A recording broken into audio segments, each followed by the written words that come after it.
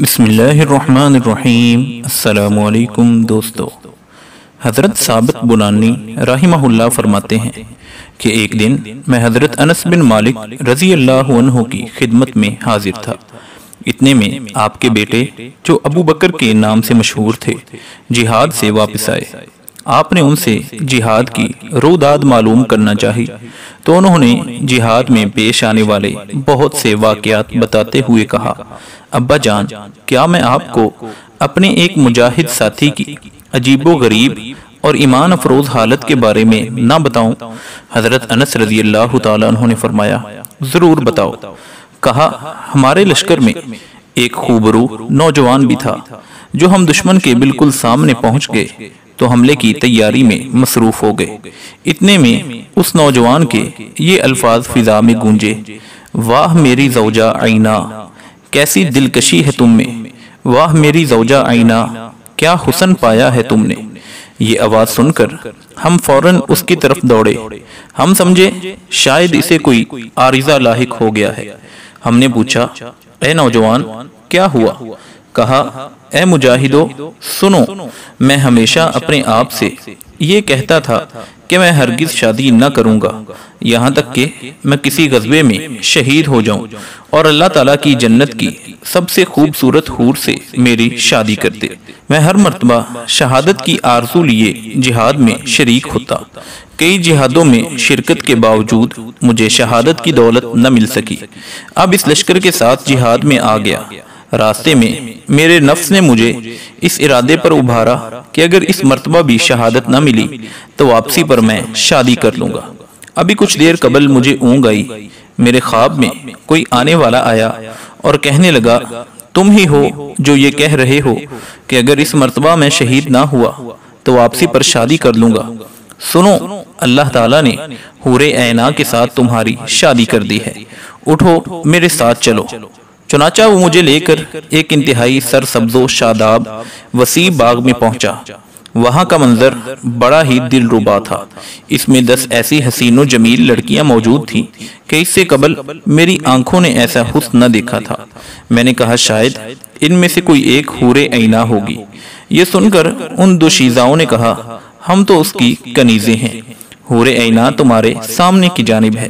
میں آگے بڑھا تو ایک بہت خوبصورت اور سرسبز و باغ نظر آیا۔ یہ پہلے باغ سے زیادہ حسین وسیع تھا۔ اس میں 20 حسین و جمیل دوشیزائیں تھیں۔ ان کے حسن و جمال کے سامنے پہلی 10 لڑکیوں کا حسن بھی پھیکا پڑ گیا تھا۔ میں نے کہا، ان میں سے کوئی ایک حور عینا ہوگی۔ جواب ملا، آگے چلے جاؤ، حور عینا تمہارے سامنے ہے، ہم تو اس کی کنیزیں ہیں۔ میں آگے بڑھا تو سامنے ایک وسیع و عریض سلطنت اور خوبصورت باغ تھا جو پہلے 2 باغوں کی نسبت بہت زیادہ پربہار تھا۔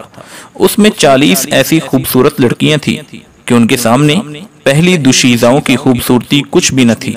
میں نے کہا، ان میں سے کوئی ایک ضرور حور عینا ہوگی۔ یہ سن کر انہوں نے اپنی پرترنم آواز میں کہا، ہم تو اس کی کنیزیں ہیں، حور عینا تمہاری ہیں، آگے چلے جاؤ۔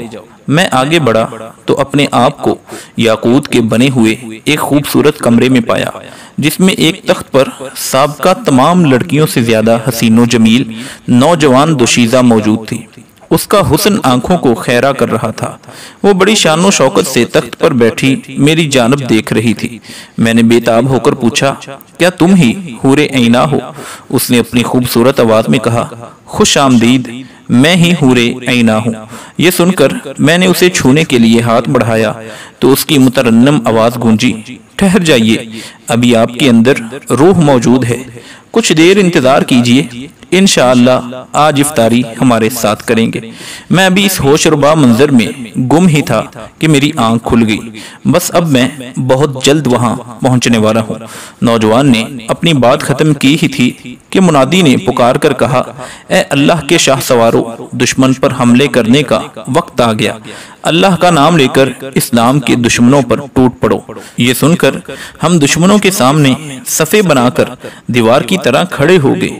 وہ نوجوان بڑی بے جگڑی سے دشمنوں سے نبرد آزما تھا۔ مجھے اس کی بات یاد تھی، میں کبھی سورج کی طرف دیکھتا، کبھی اس کی طرف۔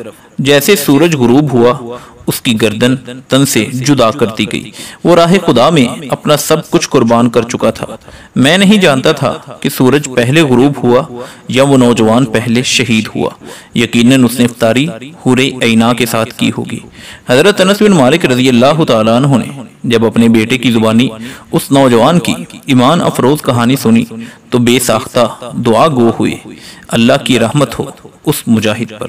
تو دوستو، ایسے ہی ایمان افروز واقعات حاصل کرنے کے لیے ہمارے YouTube channel AR story time کو سبسکرائب کرتے ہیں، اور یہ بالکل فری ہے۔ اللہ حافظ و نگہباں۔